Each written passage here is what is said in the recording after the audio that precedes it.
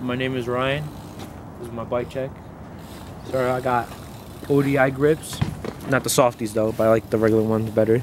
Got some Odyssey par ends. Pretty dope. Haven't fucked me over lately.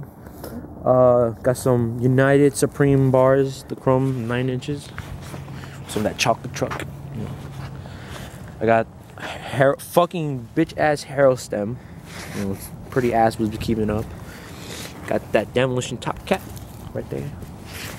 Got animal headset. Looking there really good.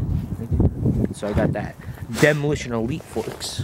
You know, got that two silencer pegs. A whole demo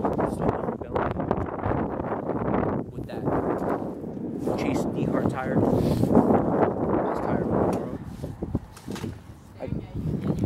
I got that Fit Wi-Fi frame, 20.75. Best frame, hands down, ever rode in my entire life. Here I got the seat. I got the demolition market seat. Fucking tripod, yo. It's the shit. Got the fly seat post. Had on from my old Proton frame. Then I got PC pedals.